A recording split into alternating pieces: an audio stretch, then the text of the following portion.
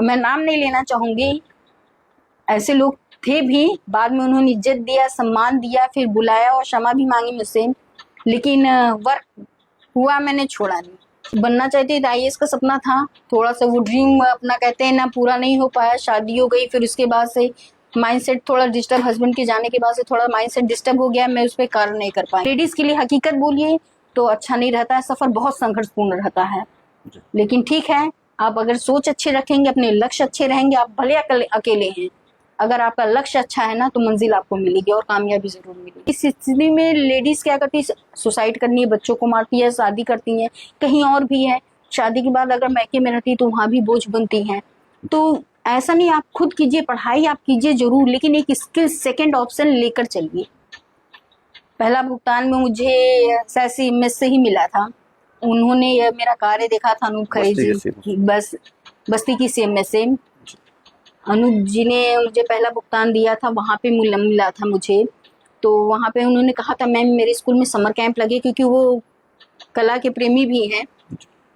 तो उन्होंने मुझे ये वर्क करवाया था, तो वहाँ पे क्राफ्ट वर्क कैंप करवाया मैंने, 3 दिन का कैंप करा, मेरा वर्क उनको बहुत अच्छा लगा। तो उन्होंने समर कैंप के लिए मुझे इनवाइट किया। समर कैंप में बच्चों ने बहुत आर्टिकल दिए, तो फर्स्ट अमाउंट उन्होंने मुझे वहीं पे दिया था। नमस्कार, मैं हूं रत्नकुमार पांडे और आप देख रहे हैं बस्ती न्यूज़ टाइम्स। आज के इस विशेष अध्याय में हम आपको एक ऐसी महिला से मिलवाने जा रहे हैं जिन्होंने अपने हुनर को अपने रोजगार में बदला, और जब एक ऐसी परिस्थिति आई जिसमें लोग कहीं ना कहीं अपने हौसले को तोड़ देते हैं, ऐसे में आपने साहस और संघर्ष की एक मिसाल पेश की, और उस संघर्ष से लेकर के जो सफलता का सफर है वो बेहद ही प्रशंसनीय है। और हमारे साथ उपस्थित हैं रजनी चौधरी। आइए सीधे इनसे जोड़ते हैं और जानने का प्रयास करते हैं कि क्या कुछ पूरा संघर्ष था। और सबसे पहले बहुत बहुत स्वागत है मैम आपका आज के इस विशेष बातचीत में। और हम ये जानना चाहेंगे कि ये जो हैंडीक्राफ्ट है ये क्या है? हैंडीक्राफ्ट्स का मतलब ही हाथ से बनी हुई चीजें होती हैं, हस्तशिल्प होती हैं, हाथ की बनी हुई चीजें होती हैं। क्योंकि मशीन की उद्योग है, तो आज के जमाने में बहुत से ऐसे कलाकार होते हैं जो हाथ से बनी हुई चीजें इस्तेमाल करते हैं, उसको हैंडीक्राफ्ट्स कहते हैं। तो ये जो हाथ से बहुत सी चीजें होती हैं, जो कुम्हार भी काम करते हैं, कारपेंटर भी काम करते हैं, तो ये सारी चीजें वो हाथ से ही बनाते हैं अपने। तो इस टाइप से मेरे भी एक कार्य होता है, जो मैं अपने हाथ से ही अपने कला के थ्रू बना के उसको नई आकृति देती हूँ। तो ये सब चीजें बनाती हूँ। मैं सबसे ज्यादा यूज करती हूँ वेस्ट मटेरियल को। जैसे दीपावली खत्म हुई तो उनको दियों को यूज कर लिया है, और आजकल करवा चौथ है वो सब चलती है, तो उसमें थाली है, सूपा है, उसको है डेकोरेशन करना है। केक की दफ्ती हो गई, लोग फेंक देते हैं। एग्जामिनेशन पैड है, वो लॉक टूटता है तो उसको बेकार है, उसको फेंक देते हैं। गत्ते आते हैं ऑनलाइन, सब शॉपिंग करते हैं, उसका गत्ता बच जाता है, उस गत्ते को फेंक देते हैं। ये सारी वेस्ट चीजों को मैं यूज कर लेती। कांच की बोतल है, देखिए बहुत ज्यादा है, सॉस की बोतल है, कोल्ड ड्रिंक की बोतल है, प्लास्टिक की तेल की बोतल आती है, यूज किया बेकार हुआ फेंक दिया, न्यूज़पेपर पढ़ा फेंक दिया। ये सारी वेस्ट मटेरियल को मैं यूज करती हूँ, क्योंकि घर बैठ के मैं ये सारी चीजें यूज करती हूँ, प्लस इसको खुद करके मैं बच्चों को ये चीज निःशुल्क सिखाती हूँ। मैम ये जो सफर शुरू हुआ आपका, जब आपका ये अपना एक हुनर था जो आप कभी अपने शौक के लिए इसे आपने सीखा था, क्या ऐसी परिस्थितियां बनी कि फिर इस अपने हुनर को जो है आपने रोजगार की दिशा में बदल दिया? परिस्थिति ये थी कि पहले तो मैं शादी से पहले भी ये काम करती थी, तो उसके बाद से शौक था घर बैठे फ्री टाइम में, जब मैं घर का काम सारा खत्म कर लेती थी तो फ्री टाइम में जो घर में वेस्ट चीजें पड़ी रहती थी मुझे अच्छी लगती थी, क्योंकि कोई चीज नई घर में आए फिर उसका यूज हो गया। जैसे दीपावली में दिए आए, यूज हो गया, अब इतने सारे दिए पड़े लोग फेंक देते हैं। तो फिर उसके बाद मेरे मन में बैठता था कि इसका यूज भी तो कर सकते हैं। तो फिर मैं उसको बैठ के कलर लेकर अपना बनाना शुरू की, नया लुक देना शुरू की। वो चीजें हैं तो फिर मैं बनाना लगी तो मुझे अच्छे लगने लगा। तो थोड़ा सा एक परिस्थिति ऐसी आई कि घर की स्थिति अच्छी नहीं थी, कि हस्बैंड की डेथ के बाद से मैंने जब पार्ट टाइम जॉब के लिए कहा, क्योंकि बच्चे भी उस वक्त मेरे काफी छोटे थे, तो जॉब के लिए कहा कि हमने कहा जितना टाइम मैं वर्क करूंगा आप उतनी पेमेंट देना। कोई मुझे जॉब देने को तैयार नहीं, कि आपको फुल टाइम वर्क करना है। तो मेरी सिचुएशन ऐसी नहीं थी कि मैं वर्क भी कर सकूं और घर में आके बच्चों, क्योंकि बच्चे बहुत छोटे थे, उनको स्कूल जाना, फिर उनको स्कूल से लाना, ये सारी जिम्मेदारी भी थी, और घर में कोई और गार्जियन नहीं था। तो इस वजह से मुझे बच्चों की परवरिश ज़्यादा इम्पोर्टेंट लगी। तो फिर एक इसमें माइंड में स्किल आया कि मैं क्राफ्ट वर्क करती हूँ, मैं वो चीज़ें लोगों को सिखाना शुरू करूँ, शायद मेरे इनकम का कुछ थ्रो बन जाए। तो फिर मैंने स्कूल कॉलेजों में अपने आर्टिकल लेकर गए, लोगों को पसंद आया, लगा, उन्होंने कहा, मैंने कहा मैं निःशुल्क सिखाऊंगी, मैं कोई फीस नहीं लूंगी, अगर आपकी जो इच्छा होगी, देने की इच्छा होगी तो आप दीजिए। तो इस टाइप से उन लोगों को पसंद आया, तो मैंने वहाँ पे कैंप करना शुरू कर दिया। फिर उसके बाद सोशल मीडिया पे भी मैं डालना शुरू कर दिया, वहाँ से भी जो मुझे रिस्पॉन्स मिला, कई आर्टिस्ट मुझे फॉलो किए, कांटेक्ट किए। फिर उसके थ्रू भी मैंने ऑनलाइन ऑफलाइन दोनों कंपटीशन भी किया, पार्टिसिपेंट एग्जीबिशन भी अटेंड किया। ऐसे करते मेरा पूरा नेटवर्क बन गया। और फिर एक स्कूलों से दूसरे स्कूलों, तो फिर मैंने कहा कि अगर मैं सिर्फ एक स्कूल में सिखाऊंगी तो कुछ बच्चे सीखेंगे, और अपना खुद का सेंटर खोज लूंगी तो कुछ बच्चे आकर सीखेंगे। तो मैंने ये टारगेट लिया कि अगर आज मेरी ये स्थिति है तो कल की ये स्थिति किसी की भी हो सकती है, बिल्कुल। क्योंकि वक्त हालात है। और आज इस स्थिति में लेडीज क्या करती है, सुसाइड करनी है, बच्चों को मारती है, शादी करती हैं, कहीं और भी है, शादी के बाद अगर मैके में रहती तो वहां भी बोझ बनती हैं। तो ऐसा नहीं, आप खुद कीजिए, पढ़ाई आप कीजिए जरूर, लेकिन एक स्किल सेकंड ऑप्शन लेकर चलिए। बिल्कुल। और तो अपने आप शौक भी ऐसा रखिए कि खाली टाइम को आप यूज कीजिए, ऐसी जगह यूज कीजिए जिससे आपको फ्यूचर में अर्निंग का काम दे सके। तो अब ये था, मेरा शौक था, उसको मैंने बनाया, फिर किया, लोगों को दिखाया, फिर सेल आउट करना शुरू किया। कुछ स्कूलों ने अमाउंट दिया, करते करते मैं बस्ती है, खलीलाबाद है, गोरखपुर है, हरैया है, रुधौली है, फैजाबाद है, लखनऊ है, यहाँ तक का मेरा नेटवर्क दिल्ली तक का चला गया। उसके बाद मैं भारत सरकार वस्त्र मंत्रालय द्वारा भी जुड़ी हस्तशिल्प के तहत वहाँ भी मैंने कार्य किया, वहाँ भी लड़कियों को कढ़ाई सिखाया किया, handicraft producer committee director member भी मैं बनी वहाँ से। उसके बाद से पिडिलाइट कंपनी का भी मुझे सपोर्ट मिला, उन्होंने कहा, तो फिर मैंने कहा ठीक है, अगर आप भी सपोर्ट करते तो उसका भी सपोर्ट मुझे मिला। फिर ऐसे करके मैं करती गई, और आज ये सफ़र मेरा बहुत आगे तक पहुंच गया कि मैं नेशनल तक बनी, और महिलाओं को रोजगार का भी अवसर देने लगी मैं, कि आप लोग बनाइए, भारत सरकार की इतनी स्कीम होती है, उसके तहत आप उसे जाके हस्तशिल्प मेला के तहत आप ये मटेरियल, वेस्ट मटेरियल आप बना के उसको पैक कीजिए और ले जाकर वहाँ बेचिए। गवर्नमेंट के थ्रू कैसे उनके कार्ड बन सकते हैं, कैसे वो प्रॉफिट ले सकती है, ये सारी चीजें मैं बताती हूँ, और उन्हें जागरूक करने का भी कार्य करती हूँ। उन्हें आप बना कर सकते हैं, आप मेले में कैसे लगा सकते हैं, कैसे आप अधिकारियों से कांटेक्ट कर सकते हैं। तो ये सारी चीजें करने के, वो लेडीज को एक्साइटेड हुई ये सब चीज करने के लिए। उस टाइप से मैं घर घर जाकर, जहाँ भी 25-30 लेडीज इकट्ठा हो जाती हैं, मैं जाकर वहाँ सिखा देती थी। कोई सेंटर है वहाँ भी अगर लड़कियां इकट्ठा हो गई, मैं जाकर वहाँ सिखा देती थी। सिर्फ स्कूल कॉलेज ही नहीं रह गया, मैं कई संस्थाओं में भी जाकर ये सिखाई हूँ। तो ये मेरा वर्क लगा है। और उसके बाद से सोशल मीडिया पे पोस्ट करने के लोग जानकारी जब जानने लगे तो मुझे इनवाइट करने लगे हैं। इसके तहत मैंने, और क्या नाम है, बच्चों को स्टॉल लगाना भी सिखाया कि आप छोटे बच्चे हो तो फिर आप अपने स्कूल में छोटी ये चीजें बनाओ, आप स्कूल में स्टॉल लगाओ, आप स्कूल में से कहो, आप पेरेंट्स को कहा कि बच्चे अगर स्टॉल लगा रहे हैं तो आप उनकी अपनी बनाई हुई बच्चों की चीजें खरीदो।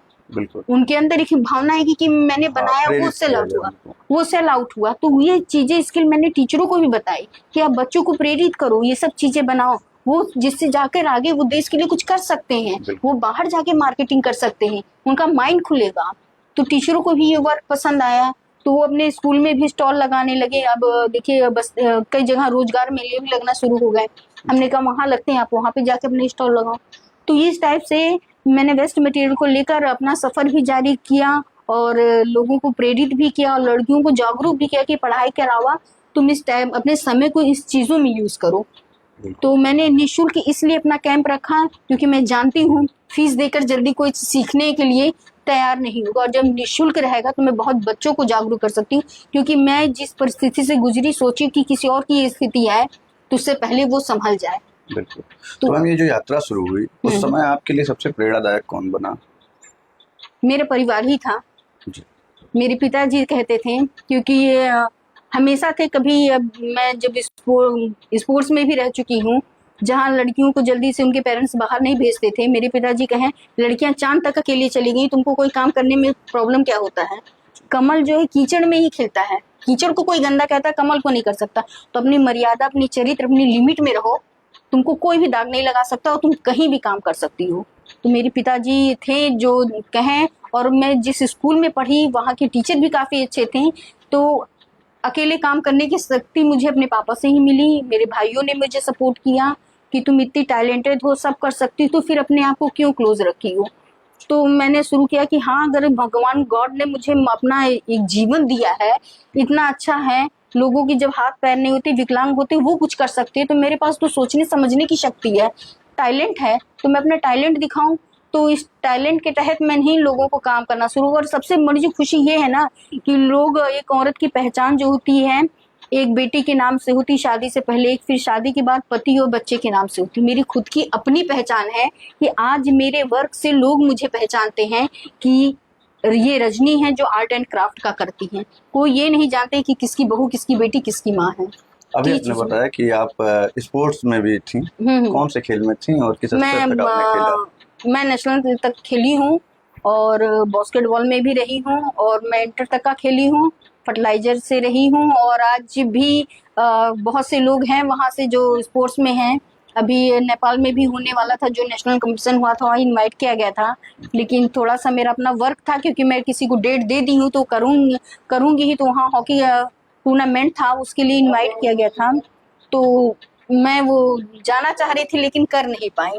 तो स्पोर्ट्स की जो दुनिया थी उसे आपने छोड़ क्यों दिया बीच में, आगे क्यों नहीं गए उसमें?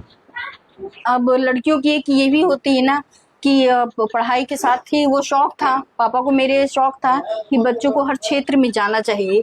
सब उनको खुशी मिलती थी कि जब हम कहीं जीत कर आते थे तो प्राइज मिलता है, तो सबके बच्चे आगे बढ़ते हैं, लड़के हो या लड़कियां, तो वो आगे बढ़ाने के लिए फोर्स करते थे। तो हम लोग भी थे, मेरे सारे भाई बहन स्पोर्ट्स में रहे हैं और सब नेशनल तक खेले हुए हैं। तो मुझे भी शौक था, लेकिन ये था कि कॉलेज के बाद से और शादी के बाद से ये सब चीज़ें छूट गई, तो आगे तक मैं पहुंच नहीं पाई। इसी वजह से थोड़ा सा लेडीज़ की यही प्रॉब्लम हो जाती है कि शादी के बाद से फैमिली सपोर्ट करे या ना करे। उसके बाद में मैंने भी कई सीखा था, हाथ की कढ़ाई है, मशीन की कढ़ाई है, पार्लर्स का कोर्स भी किया था, लेकिन जब ससुराल वालों की परमिशन मिलेगी तभी कोई रोजगार कर सकता है। तो उनके अपोजिट जा नहीं सकती थी। संस्कार अपनी जगह होते हैं, मर्यादा में रहना अपनी भी बात होती है, लेकिन अब एक स्थिति आई जब कहते हैं ना, औरत सब कुछ बर्दाश्त कर सकती है, लेकिन जब बात उसके बच्चों की आए तो पूरी दुनिया से लड़ सकती है। क्या तो कुछ ऐसी घटना थी, क्या कुछ आप उसके बारे में बताना घटना ये थी कि एक था, मेरे हस्बैंड को एक थोड़ी बीमारी की वजह से उनकी अचानक डेथ हो गई, तो घर में मुझे सपोर्ट नहीं मिला। उस समय पार्ट टाइम टीचिंग की जॉब में मैं थी, तो ससुराल वालों का प्रेशर थोड़ा सा निगेटिव हुआ, क्योंकि वो वास्तविकता हकीकत है, जब समय आपका अच्छा रहता तो सब लोग साथ देते, जब समय बुरा आता, आपके पास से अगर पैसे नहीं रहे तो लोग आपसे दूर होना शुरू करते हैं। तो वो लोग भी मुझे अवॉइड करना शुरू कर दिए, शोषण होना शुरू हो गया, टॉर्चर करना शुरू हो गया, बच्चों की फीस देनी बंद हो गई, खाने की प्रॉब्लम हुई। तो खुद पे अपना तो प्रेशर पड़ा तो मैं बर्दाश्त कर ली, लेकिन जब बच्चों का मेरा शोषण होना शुरू हुआ तो मैं बर्दाश्त नहीं कर पाई। तो फिर मैं इसके लिए वर्क करने के लिए निकली, नहीं मुझे करना है, मुझे किसी के सहारे नहीं रहना है। काफ़ी कमेंट हुआ आगे, बहुत से लोगों ने सोशल मीडिया पे, मोहल्ले के लोग हैं, सोसाइटी के लोग हैं, कमेंट करने, ज़्यादा टिकेंगी नहीं, नहीं रहेंगी, यहाँ से चली जाएंगी और ऐसा रहेगा। तो यानी बहुत निगेटिविटी है, बहुत कमेंट हुआ। और आज भी वही लोग सोशल मीडिया पे पोस्ट कर दिए कि आप सबकी बोलती बंद कर दिए। तो वो एक चीज़ है, एक सफ़र है, लेकिन ये सफ़र रहा, बहुत संघर्ष रहा। कितने आंसू रोए, कितने अकेले में रोए, कितनी बातें किसी से कह नहीं सकता इंसान, लेकिन ये सफ़र तो रहा। एक लेडीज़ के लिए हकीकत बोलिए तो अच्छा नहीं रहता है, सफ़र बहुत संघर्षपूर्ण रहता है, लेकिन ठीक है, आप अगर सोच अच्छे रखेंगे, अपने लक्ष्य अच्छे रहेंगे, आप भले अकेले हैं, अगर आपका लक्ष्य अच्छा है ना तो मंजिल आपको मिलेगी और कामयाबी जरूर मिलेगी। जी, बतौर एक महिला प्रशिक्षण के तौर पे आपने शुरुआत की अपनी इस यात्रा की, क्या कुछ संघर्ष रहे उस शुरुआती दिनों में जब आपने प्रशिक्षण का कार्य जो जिले के विद्यालय थे वहां जाकर देना शुरू किया? संघर्ष ये था, पहले तो ये मैं जब स्कूल में गई कि मैं निःशुल्क सिखाऊंगी और ये वेस्ट मटेरियल है, तो स्कूलों ने कुछ स्कूलों ने तो अवॉइड किया कि नहीं, ये मेरा क्लास, बच्चों का क्लास डिस्टर्ब होगा, सिलेबस डिस्टर्ब होगा, बेकार है। तो मैंने वहाँ और भी प्रिंसिपल, लेकिन कुछ स्कूल टीचरें थे, प्रिंसिपल अच्छे थे कि हाँ ये तो वेस्ट चीज़ों से बना है, बहुत अच्छा, एक नया स्किल है, बच्चों को देना चाहिए, सिखाना चाहिए। तो उन्होंने कहा, इनवाइट किया, 1-2 बार डेट दिया, मैम बाद में आइएगा, कल आइएगा, मैम परसों आइएगा, फिर आइएगा, इनवाइट किया, लेकिन मैं पीछा नहीं छोड़ी, क्या करना है तो करना है। तो मैं गई, एक नहीं मिलेगा दूसरा स्कूल मिलेगा, तीसरा स्कूल मिलेगा, प्रयास करना मैंने छोड़ा नहीं। फिर उसके बाद मैंने कहा ठीक है, फिर मैंने सोशल मीडिया पे भी डाला। वहाँ पे भी कई स्कूलों ने जब वर्क देखा तो मैंने अपने शहर के लोगों को जोड़ना शुरू कर दिया, स्कूल वालों को। तो उन्होंने देखा कि ये तो स्किल अच्छी है, और फिर हमने कहा कि मुझे ज़्यादा टाइम नहीं चाहिए, आप लंच के बाद का बेल दे दीजिए, या आर्ट का क्लास आपका होता है आप वो मुझे बेल दे दीजिए, क्योंकि एक समझाना भी उनको था, उनका समय भी ना बर्बाद जाए। तो हमने कहा मैम ऐसा कीजिए, जो छुट्टी का वर्क होता है या समर कैंप आपका होता है, विंटर कैंप होता है, उस समय आपका हमको टाइम दीजिए, आपका स्कूल के बच्चों का सिलेबस भी नहीं डिस्टर्ब होगा और ऑलरेडी मेरा वर्क भी हो जाएगा। तो जब बच्चों को वर्क पसंद आने लगा, टीचरों ने खुद मेरा काम देखा, तो वो अपना क्लासेस छोड़ के मैम जब ये वर्क चलेगा तो हम लोग भी सीखना पसंद करेंगे।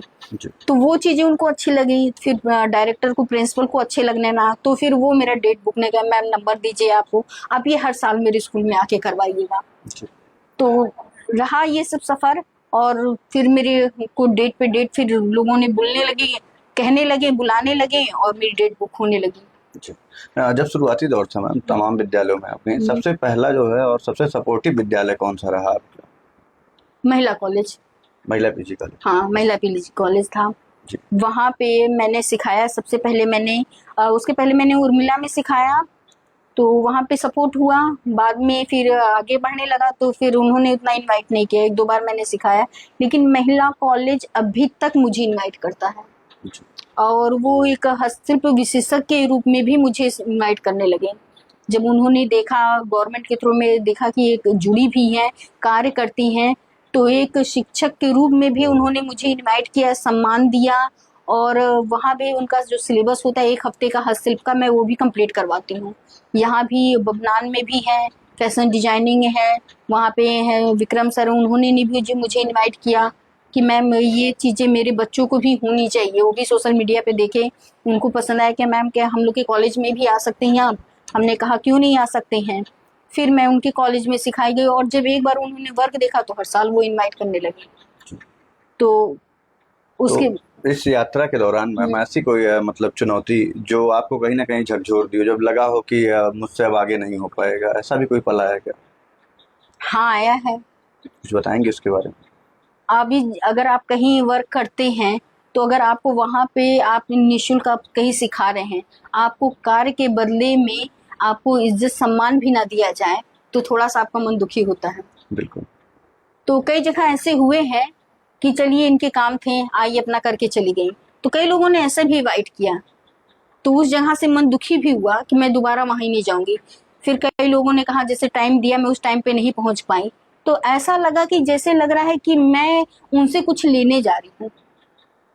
हर्ट भी हुआ, बहुत दुख भी लगा कि मैं एक निःशुल्क शिक्षक हूँ, मैं आपको स्कूल के बच्चों को एक स्किल देने आई हूँ, निःशुल्क सिखा रही हूँ, आप मुझे इनवाइट कर रहे हो या मुझे गलत तरीके से वार्तालाप कर रहे हो, तो वो चीज़ें मन में दुखी हुई। लेकिन कहते हैं ना कि पिताजी ने मैंने कहा था कि जब आपका उद्देश्य अच्छा हो ना, तो ये सब चीज़ों को किनारे रखना चाहिए। बिल्कुल। तो मैंने कहा छोड़ो, ये तो जिंदगी में आते ही रहेंगे। लेकिन जब बाद में उनको मेरे काम का एहसास हुआ, तो उन्होंने फिर इज्जत सम्मान के साथ बुलाया भी मुझे। मैं नाम नहीं लेना चाहूँगी, ऐसे लोग थे भी, बाद में उन्होंने इज्जत दिया, सम्मान दिया, फिर बुलाया और क्षमा भी मांगी मुझसे। लेकिन वर्क हुआ, मैंने छोड़ा नहीं। हमने कहा कोई बात नहीं, हारना तो नहीं चल रहा है, अकेली ही हूँ, लेकिन चलूंगी जरूर। तो जब इस प्रकार की परिस्थितियां बनती हैं तो क्या होता है मैम, आदमी और टूटता है या फिर वो और मजबूत बनता है? हकीकत बोलो ना तो उनको मजबूत होना चाहिए, क्योंकि बिना संघर्ष को कोई सफलता नहीं मिलती है। आपको लड़ना पड़ेगा, आपको चलना पड़ेगा, और यही आपकी सबसे बड़ी है कि अगर आप ठोकर खाएंगे, आपको कोई कमेंट, वहाँ आपको एक सीख मिल रही है, वो अगर आपको कर रहे हैं, कमेंट कर रहे हैं, कोई चीज कर रहे हैं, तो आप सोचिए कि आपकी वैल्यू कितनी है, कि आप क्या है, आपके वर्क को वहाँ लोगों ने आपने किस नजरिए से देखा है। तो आपको वहाँ पे और संघर्ष करना है। बिल्कुल। कि अगर वो आपकी कला को नहीं समझ पा रहे हैं, आपके कार्य को नहीं समझ पा रहे हैं, तो उनको अच्छे से एक्सप्लेन कीजिए, अच्छे से बताइए, उनकी लैंग्वेज में नहीं, आप अपनी नर्म भाषा में होकर उनको समझाइए। अगर वो समझेंगे तो करेंगे। और लेकिन हाँ, एक चीज मैं भी कहूंगी, जहाँ सम्मान नहीं, आप वहाँ जाइए भी मत। आत्मसम्मान खोकर कोई काम नहीं करना है। स्वाभिमान जरूरी है। स्वाभिमान आपका बहुत जरूरी है। जब मुझे 1 से 2 बार जब वो चीज लगी, तो मैं वो जगह छोड़ दी हूँ। और उन लोग के साथ कार्य करना छोड़ दी हूँ। वो लोग भी जानते हैं कि मैम सम्मान से ही काम करती हैं, इनको पैसे की वो नहीं रहती है, तो जहाँ इज्जत सम्मान मिलता है मैं कार्य भी वही करती हूँ। जब ये प्रशिक्षण की यात्रा आपने शुरू किया तो पहला भुगतान क्या था, कुछ इसके बारे में आपको याद आता है? लंबा समय हो गया। हाँ, लंबा समय हुआ है। पहला भुगतान में मुझे CMS से ही मिला था। उन्होंने ये मेरा कार्य देखा था, अनूप खरे बस्ती के जी CMS। की, बस बस्ती की CMS से अनूप जी ने मुझे पहला भुगतान दिया था, वहाँ पे मिला था मुझे। तो वहाँ पे उन्होंने कहा था मैम मेरे स्कूल में समर कैंप लगे, क्योंकि वो कला के प्रेमी भी हैं, तो उन्होंने मुझे ये वर्क करवाया था। तो वहाँ पे क्राफ्ट वर्क कैंप करवाया मैंने, 3 दिन का कैंप कराया, मेरा वर्क उनको बहुत अच्छा लगा, तो उन्होंने समर कैंप के लिए मुझे इनवाइट किया। समर कैंप में बच्चों ने बहुत आर्टिकल दिए, तो फर्स्ट अमाउंट उन्होंने मुझे वहीं पे दिया था और सम्मान भी किया था काफ़ी स्टेज पे। तो वो चीज़ें स्टार्टिंग मेरी वहाँ से हुई। तो और स्कूल कॉलेजों ने फिर उसके बाद से तो बहुत स्कूल कॉलेजों में मिला, वहाँ से मुझे होली में भी सम्मानित किया गया है, और क्या नाम है, दिल्ली में भी मैं हुई सम्मानित, लखनऊ में भी किया गया मेरे वर्क के लिए सम्मानित, बस्ती की DM सौम्या अग्रवाल ने भी किया है सम्मानित, हस्तशिल्प राजललित कला अकेडमी भरत भूषण द्वारा भी मुझे सम्मानित किया गया है। तो इस टाइप से मेरे वर्क के लिए कई लोगों ने फिर मुझे सम्मानित किया है, और उसका प्रमाण देखिए यहाँ पे लगा भी है। तमाम आपके पास प्रमाण पत्र लगे हुए हैं। तो कैसा महसूस हुआ मैम जब आपने घर बहुत से अच्छा निकल के लगा। पहली बार जो है अपने कार्य में जो है कुछ सफलता, ये कह लीजिए कि सफलता की पहली सीढ़ी मुझे लगता है वो आपको महसूस हुई होगी? नहीं, मुझे सबसे बड़ी ये चीज लगी ना, मुझे जीने का हौसला आया। पैसे तो कम मिले नहीं मिले, लेकिन एक चीज है, मेरे अंदर आत्मविश्वास बहुत बढ़ा कि मोटिवेशन मैं भी, हाँ, कि मैं भी लाइफ में कुछ कर सकती हूँ, मैं हूँ वास्तविकता में। क्योंकि उस समय का जो शोषण मेरे साथ हुआ था, उस समय मैं अपने आप को, कहते हैं ना, मैं वो इंसान हूँ मर के भी जिंदा हुई। जहाँ लोग मरने की सोचते हैं, मैंने वहां जीने की कसम खाई थी। तो वो सफर बहुत कठिन था, और जब खुद पे ये चीज लगा कि आपके काम की कोई तारीफ ही कर रहा है, आपको कोई पसंद कर रहा है, आपको इनवाइट कर रहा है, तो वहाँ पे खुशी मिलती है, और खुद की पहचान जब बनती है तो अच्छा लगता है। तो ये सब चीजें सफर अच्छी लगी, और एक खुशी का अनुभव भी होता है, बहुत अच्छा अनुभव होता है जब इनवाइट करते हैं। और सबसे बड़ी चीज, जब बच्चे स्माइल करते हैं कि मैम आप कब आप आएंगी, वे वेट करते हैं। मैम 3 दिन बीत गए, 1 दिन और सिखा दिए, 1 दिन और। हम कहे बेटा आपका स्कूल जब चलेगा, फिर कभी कैंप होगा तो फिर इन्वाइट करेंगे। क्रिएटिव काम रहता होगा हाँ, तो बच्चों में एक बच्चे इंटरेस्ट रहता बहुत होगा। इंटरेस्टेड होते हैं, और इन्वाइट के मैम 1 दिन और करवा दिए, फिर सिखाइए, मैम हम ही लोग के स्कूल में रह जाइए। तो बच्चों का प्यार मुझे बहुत अच्छा लगता है। उस समय मुझे ये नहीं सोचते कि टीचरों ने क्या कहा, डायरेक्टर ने क्या कहा, क्या नहीं। हम क्या बेटा नेक्स्ट टाइम जरूर आएंगे, और नया स्किल आप लोग लेकर तैयार रहिएगा, आपको सीखना क्या है, और सारे वेस्ट मटेरियल आप कलेक्ट कीजिएगा, आप जो भी वेस्ट मटेरियल आएंगे मैं सिखाऊंगी। तो बच्चे रेडी रहते हैं, और आज भी एक्साइटेड रहते हैं। तो मैं जब जाती हूँ तो रेडी, मैम वो वाला वर्क मुझे सीखना है। अभी बताऊं, मैं 6th क्लास के बच्चे आज जब ग्रेजुएशन भी निकल गए हैं, वो सब भी मुझे फॉलो करते हैं, और आज भी मैम पूछते हैं कि मैम मुझे इस पे करना है, तो मैं कैसे करूँ। तो मुझे अच्छा लगता है, खुशी अनुभव होती है उसका। तो जब मैम ये जर्नी स्टार्ट हुई उस समय बच्चे बहुत छोटे थे, परिवार को भी मैनेज करना, बच्चों को भी देखना, अकेली माता पिता दोनों का रोल आपको निभाना था, कैसे परिवार को मैनेज करते थे? प्रॉब्लम होती थी। मैंने जब इसी वजह से मैंने जॉब छोड़ा था, तो उसके बाद से मैं पार्ट टाइम, जब बच्चे स्कूल चले जाते थे, तो स्कूल कॉलेजों में ज़्यादातर मैं उनसे कहती कि मैम अगर मैं आपके यहाँ सिखाने आऊँगी, आप मुझे लंच के बाद का बेल दीजिएगा, क्योंकि उस समय मैं घर का भी काम फिनिश कर लेती थी। और जैसे लंच के बाद का मैंने 2 बेल 2 घंटे का ही सिर्फ मैं सिखाती थी कि मैम मेरा टाइमिंग ही सिर्फ 2 घंटे, तो 1 से 2 बेल आपका जाएगा, तो उनका भी समय नहीं नुकसान होता था। और दूसरा, मैं उस टाइम पे वर्क करके जब तक मेरे स्कूल से घर आते थे, मैं वापस आ जाती थी। तो ये सब चीज़ें टाइमिंग हमको मैनेज करना पड़ा। इस बीच में जो घर और बच्चों के बीच का वर्क को लेकर इसको टाइम हमको सेट करना पड़ा है, तो इससे मेरा वर्क भी हो जाता था और बच्चों के लिए मैं समय भी निकाल लेती थी। यात्रा जब आगे बढ़ी, तमाम लोग आपके साथ जुड़े जी। हैंडीक्राफ्ट, जैसा आपने बताया कि वेस्टेज जो मटेरियल है उनसे जो है कुछ क्रिएटिव चीजें बनाना, तो इससे क्या समाज में जो महिलाएं हैं, जो बेरोजगार महिलाएं हैं, जो कह लीजिए कि गृहिणी महिलाएं, उनको क्या कुछ लाभ प्राप्त हुआ? इसमें सबसे बड़ी चीज लाभ ये प्राप्त हुआ है कि महिलाएं सोचती कि मैं पढ़ी लिखी नहीं हूँ, मैं आगे कैसे बढ़ सकती हूँ, जानकारी नहीं है। तो मैंने इसके लिए टारगेट सबसे पहले स्कूल कॉलेजों के बच्चों को लिया, क्योंकि मैंने बच्चों से कहा आप टैलेंटेड हो, आपके घर में अगर कोई भी लेडीज है या आपके गांव में है, कुछ भी है, फैमिली मेंबर्स है, आपकी मम्मी है, दीदी जो पढ़ी लिखी भी नहीं है, आप उनको भी आप बाहर ला सकते हो। मेरा नंबर लीजिए, कांटेक्ट कीजिए, मैं बताती हूँ कि आप उनको थ्रो। तो मैंने उनको बताया कि आप यहाँ से जाइए, जिला उद्योग के तहत अपना कार्ड बनवाइए, हस्तशिल्प का कार्ड बनवाइए, वहां से तहत वहां आपको बताएंगे, और उसके बाद से ऑनलाइन ऑफलाइन आप दोनों रजिस्ट्रेशन अपना कर सकते हैं हस्तशिल्प मेला के तहत। वहां मटेरियल आप बनाकर वहां बेच सकते हैं। वो मेला हर महीने लगता है और ऑल इंडिया लगता है हस्तशिल्प के मेला। तो वहां से आपको गवर्नमेंट के थ्रू आएगा, आपका रजिस्ट्रेशन होगा, वहां से कॉल आएगी और आपका स्टॉल बुक हो जाएगा। आप जाकर वहां पे अपना स्टॉल लगा सकते हैं। ये जिला उद्योग की क्या भूमिका होती है वहाँ? जिला उद्योग भारत सरकार से हैंडीक्राफ्ट से जुड़ा हुआ है जी। तो वहाँ जिला उद्योग में आपके हस्तशिल्प के कार्ड बनते हैं। अच्छा। हस्तशिल्प के तो आप वहाँ पे जाकर निशुल्क बनता है ये कार्ड भारत सरकार कोई भी अप्लाई कर कोई भी अप्लाई कर सकता है। तो मैं बच्चों को यही बताती हूँ जागरूक करने के लिए, और महिलाओं को भी मैं बताती हूँ कि अगर आपके घर में कोई लेडीज है, जैसे कुछ कथरी, आप जो काथा के नाम से काफी फेमस है, गांव की औरतें बहुत धागे वाला काम बहुत अच्छा करती, बारीकी करती हैं, मुझे बहुत अच्छा लगता है। कुरेसिया का काम है वो भी बहुत अच्छा करती हैं, उनके अंदर टैलेंट है, लेकिन वो टैलेंट बस क्या शादी में बस ले जाना है, यहीं तक का रह जाता उनका, एक दूसरे को गिफ्ट करना है, बस यहीं तक का रह जाता। तो मैंने बताया कि आप इतनी टैलेंटेड, उसको बनाओ, उसको बेचो, घर बैठे कर सकते हो, पेटी तैयार कर लो, ऑनलाइन रजिस्ट्रेशन करो, घर में जो भी पढ़ा लिखा है। जिला उद्योग ऑफिस हर शहर में होता है, बिल्कुल आप वहां पर जाइए, अपना रजिस्ट्रेशन करवाइए कि मुझे हस्तशिल्प का क्राफ्ट का कार्ड बनाना है। आप कढ़ाई आती है, आप कढ़ाई का कार्ड बनाइए, आपको सिलाई आती है, आप सिलाई का कार्ड बनवाइए, आप बनाइए, फिर कार्ड आएगा आपका, कॉल दिल्ली से आएगा, वहां से कॉल आएगा कि आपका स्टॉल आपको इस शहर में आपको जाना है। तो अगर आपको वहां सेफ लगेगा आप वहां जाइएगा, और ना सेफ लगे तो आप मना कर दिए, आपका मटेरियल तैयार है, आप ले जाइए, आप अपने मटेरियल लेकर जाइए, सारा चीज है। एक जेंट्स को जरूर अपने, अगर लेडीज जा रही है तो उनके साथ एक जेंट्स जाना जरूरी है।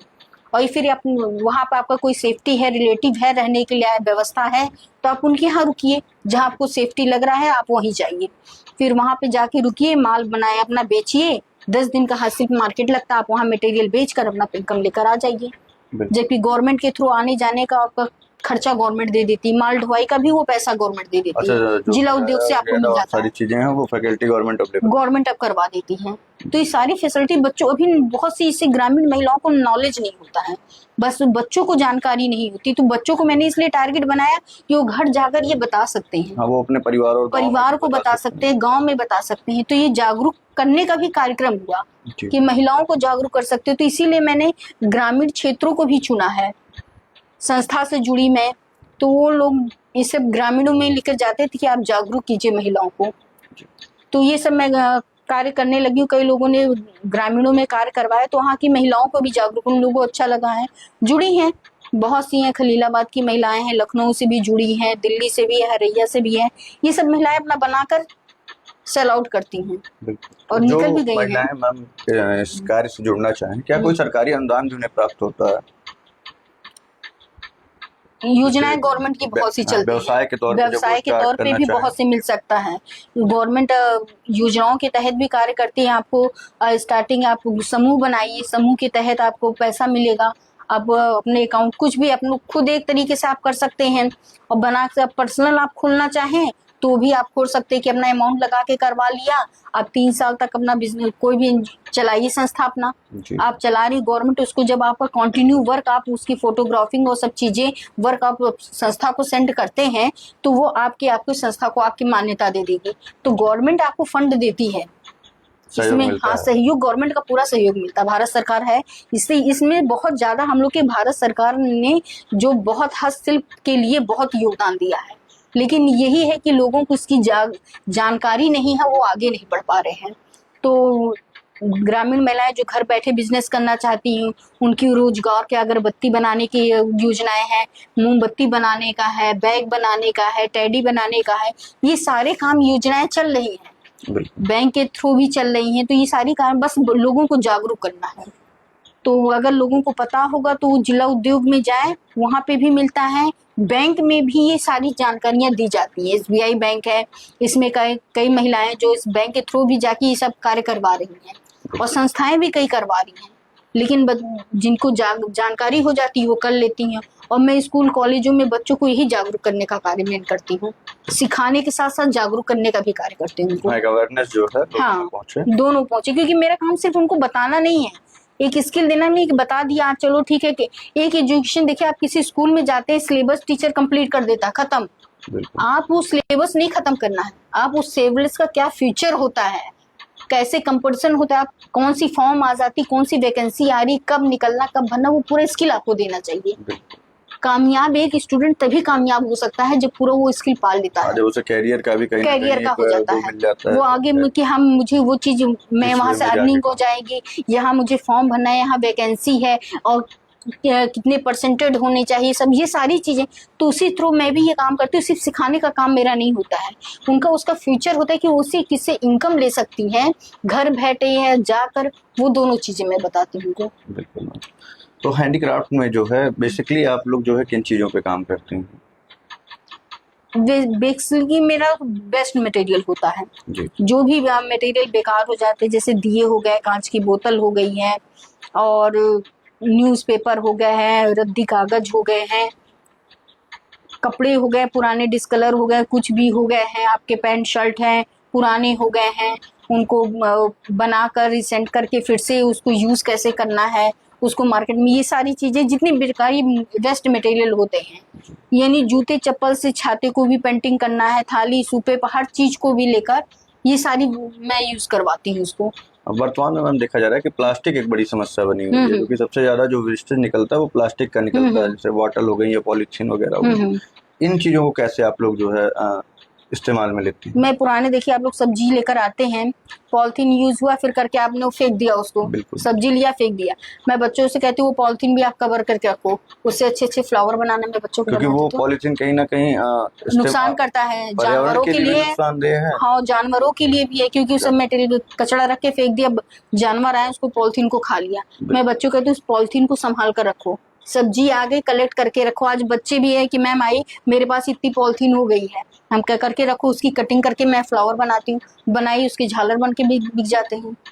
बच्चे बना के कांच की तेल की बोतल हो जाती है, उसको अच्छे से कटिंग करो, कलर करके अपने फ्लावर लगा के बेच सकते हो, गुल्लक बना के बेच सकते हो, तो घर में डेकोरेशन कर सकते हो, टेबल है वो सब चीजें करके कर सकते हैं। आप किसी को गिफ्ट भी कर सकते हो, मतलब एक उससे दो काम हो सकते हैं कि पर्यावरण की भी रक्षा हो सकती है और कहीं ना कहीं वो व्यक्ति अर्निंग भी कर सकता है। दोनों चीजें उसमें, दोनों चीज हो सकती है।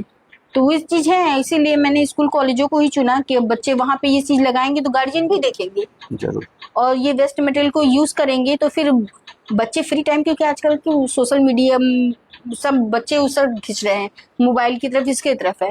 तो एक मैं पेरेंट्स को भी देना चाहती हूँ कि आप उनको क्राफ्ट वर्क में डालिए, सिखाइए, थोड़ा सा वेस्ट मटेरियल बटोर के रखिए, बच्चे तुम लोग बनाओ, बिल्कुल उनको देना चाहिए। ये चीज बेकार हो रही है तो घर में ही अपनी जो कितनी चीजें, अगर आप हर बंदा अपने घर को ही संभाल ले, घर के ही वेस्ट मटेरियल को यूज कर ले, तुम बाहर मार्केट में तो कोई वेस्ट चीज जाएगी ही नहीं, उसका यूज कर लेगा तो कचरा होगा ही नहीं। जर्मनी कितने आगे तक जा रही, देश कितने आगे तक जा रहा है, हम लोग एक दूसरे को ही बस हीन भावना से देखना है, लेकिन करना भी कुछ चाहिए। तो क्या लगता है मैम, इसके लिए कुछ सरकार को या जो गवर्नमेंट हमारी है उसको एक व्यापक जो है प्रचार प्रसार नहीं करना चाहिए, जिससे लोग जागरूक हों, इसके बारे में जान सकें?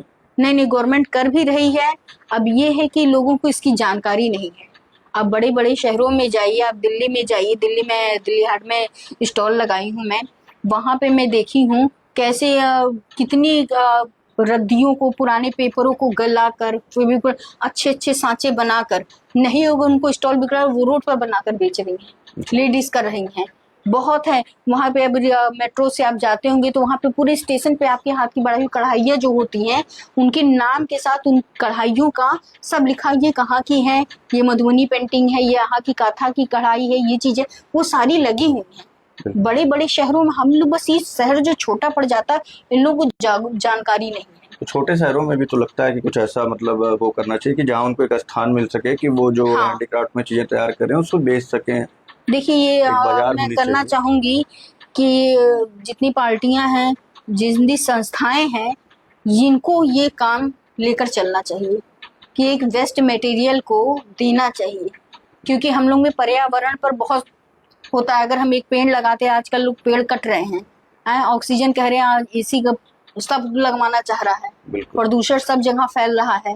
तो जब पेड़ कटेंगे तो फिर बढ़ेंगे कैसे? तो अगर हम सामान को ही उसको यूज कर लेंगे तो गंदगी फैलेगी नहीं। बिल्कुल। तो आप उसको बताइए बच्चों को कि आप कैसे इसको यूज कर सकते, कैसे बनाकर उसको बेच सकते हैं। हाँ, कम से कम कुछ तो जो है कुछ पर्यावरण सीखेंगे की जो ही। समस्याएं हैं उससे समस्याएं ये पर्यावरण की बहुत, ये जो पेपर है और ये सब चीजें हैं, पॉलिथीन है, ये जा रही तो नुकसान ही कर रही है ना। अगर इनको जलाया जा रहा है तो कार्बन डाइऑक्साइड हिट में निकल रहा है, बिल्कुल तो हमारी समाज भाई प्रदूषण फैल रहा है। तो उसको यूज करवाइए, उसको पुनः उसका बनाइए, इस्तेमाल किया जा हाँ सकता उसको पिघला कर ही कितनी चीजें बन रही हैं। है। बिल्कुल तो ये सब चीजें आपको स्किल बच्चों को देना है, और संस्थाओं कोई नहीं है, आप उनको कीजिए।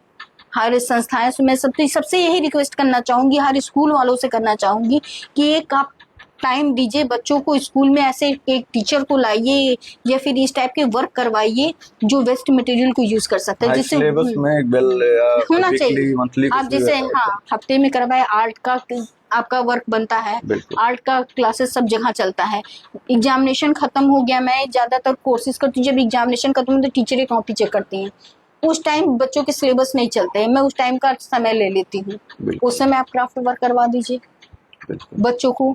बच्चों की एक चीज है, पढ़ाई का भी वर्कलोड सबसे ज्यादा हो जाता है, थोड़ा सा माइंड फ्रेश हुआ, बच्चे भी एंटरटेनमेंट हुए गए और आपको वो एंटरटेनमेंट में भी एजुकेशन मिल गई, तो वो बच्चे कुछ सीखेंगे, स्किल नई चीजें हैं और अपने स्कूल में ही लगाएंगे। आप बच्चों को कंपटीशन तक लेकर जाइए, बाहर लेकर जाइए, टूर पे बच्चों को अगर आप ऐसी जगह लेकर जाइए जहाँ पे आप उन्हें दिखाइए कि वेस्ट मटेरियल का कैसे यूज होता है, बिल्कुल तो उनका माइंड सेट खुलेगा। इंस्पायर्ड होंगे वो हाँ, देख करके उन सब कि चीजों यहाँ पे देखिए बेटा हर सिर्फ मेला हर शहर में लगता है, बिल्कुल मैं बस्ती में भी लगा क्या? बस्ती में लगता है, जी ऐसी में आपके लगता है, जिला उद्योग में आपका लगता है हस्तशिल्प मेला। अब बच्चों को लेकर जाइए वहां पे, वहां जाइए बच्चों को दिखाइए कि देखिए ये किस टाइप से यहाँ पे वेस्ट मटेरियल को यूज कर रहे हैं, कैसे बना रहे हैं, और आप लोग बनाइए बेचिए। बिल्कुल जागरूक करना चाहिए, तो बच्चे वो थोड़ा प्रेरित होंगे कि चलो पार्ट टाइम में हम भी कुछ इनकम का अर्निंग होगा, बिल्कुल करने लगेगा, और घर के ही बने वेस्ट मटेरियल यूज करेंगे वो।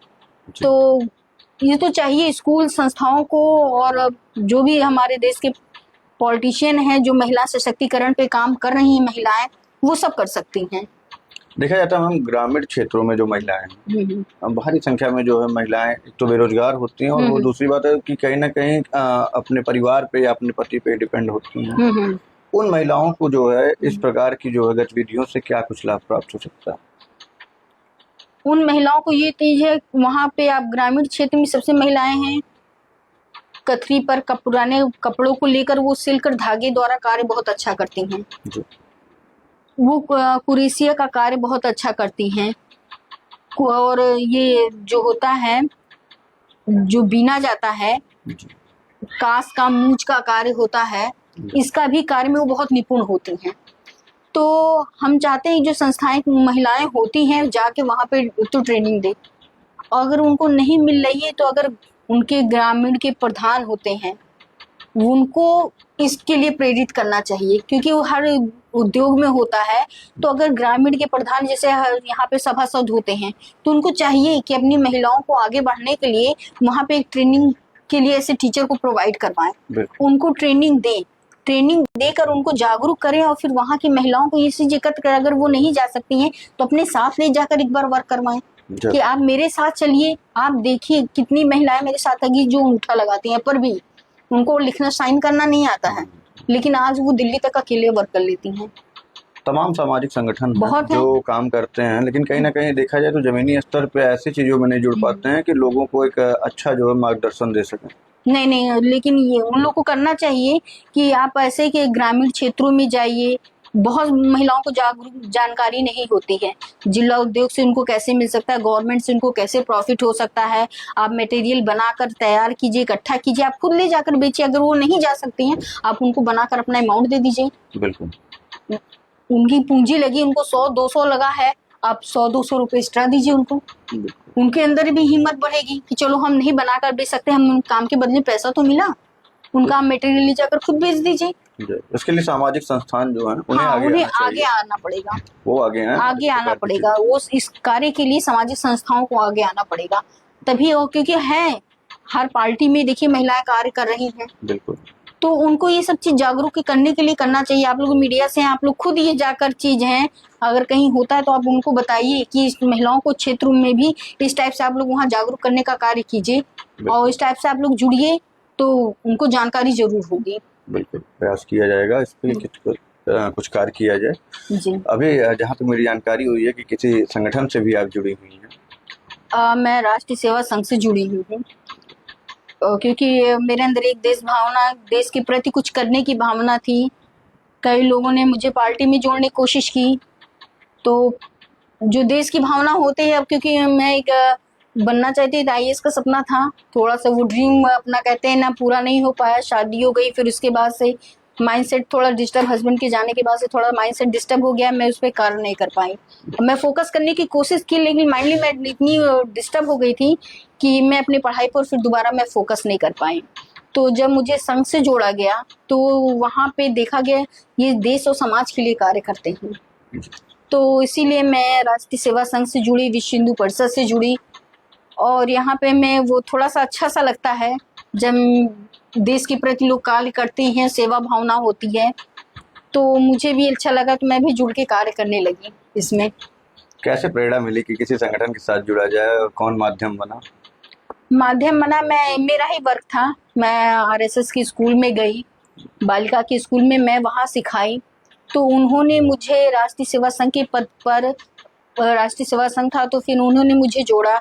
तो मैं पहले सोची ये है क्या, तो मैम ने कहा कि नहीं, आप सेवा, देश सेवा की भावना रखती हैं प्रियंका जी एम, तो उन्होंने आपको इसी उसमें जो महिलाएं देश के प्रति कुछ कार्य करती हैं उनको इसमें रखा जाता है, देश समाज के हित के लिए कार्य करती हैं, तो उन्होंने भी मुझे सम्मानित किया भी, और क्या नाम है, अपने स्कूल में राष्ट्रीय सेवा संघ में जिला नगर कार्यवाही, सह नगर कार्यवाहिका के पद पे उन्होंने मुझे ये पद पहले दिया था, तो मैं उस पद से जुड़ी और फिर वहाँ पे भी कार्य की, फिर बैठक में भी मैं गई, फिर वहाँ देखी मैं कि कैसे हर, यानी कितनी सशक्त महिलाएं हैं जो देश समाज के लिए कार्य कर रही हैं, और कम से कम 60 और 70 साल की एज में भी हो गई हैं, फिर भी वो देश समाज के हित, तो मुझे गर्व महसूस हुआ कि मैं राष्ट्रीय सेवा संघ से जुड़कर कुछ गलत नहीं की हूँ, और मुझे चलो आईएएस नहीं बन सकी तो कम से कम अपने इसी माध्यम से देश की सेवा कर सकती हूँ, तो फक्र महसूस होता है संघ से जुड़ने पर।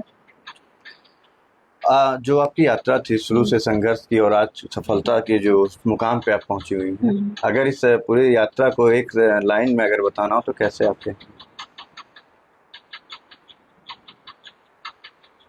सफर बहुत अच्छा था, सीखने को बहुत कुछ मिला, बस हिम्मत और हौसला नहीं छोड़ना है।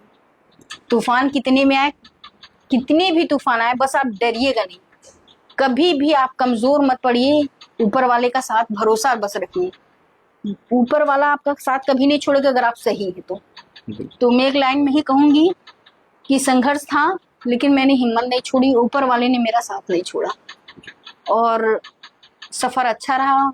अभी जाने कितने अभी इसको एक्सपीरियंस मिलने हैं, कितना सफर आगे है ये पता नहीं, लेकिन जब तक जीवन काल मेरा रहेगा तब तक मैं ये सफर जारी रहेगा।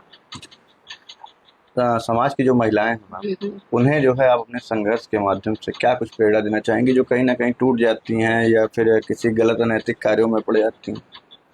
मैं तो यही करूंगी, काम छोटा बड़ा नहीं होता, काम सही और गलत होता है, तो आप काम सही कीजिए, गलत रास्ते पर मत जाइए, क्योंकि ये एक बार दाग लग जाता है तो वो छूटता नहीं है, और वो पीढ़ी दर पीढ़ी वो आपको गलत रास्ते पे ले जाए। चंद पैसों के लिए लोग स्टेज पर करते हैं, सोशल मीडिया पे गलत परफॉर्म करते हैं, तो वो चीजें कहीं आज आपको अच्छी लग रही हैं, कल आपके जब बच्चे देखेंगे, उनके बच्चे देखेंगे, जब एक समय आपका चला जाएगा तो वो रिस्पेक्ट वो बच्चे सर उठाकर नहीं चल सकते हैं समाज में, तो हीन भावना से रहेंगे, आपको गलत। अगर आप सही हैं, मेहनत का काम कर रही हैं, आप भले ही सड़क पर खड़ी होकर ठेला लगा रही हैं, वो ईमानदारी का काम है, काम भले छोटा है लेकिन एक अच्छा काम है, तो काम अच्छा और बुरा होना चाहिए, आप हारिए नहीं, थोड़ा ही सा है आपका सफर है, जितना बजट है आप कीजिए, लेकिन सही रास्ते पर रहकर काम कीजिए, गलत रास्ते पर मत जाइए।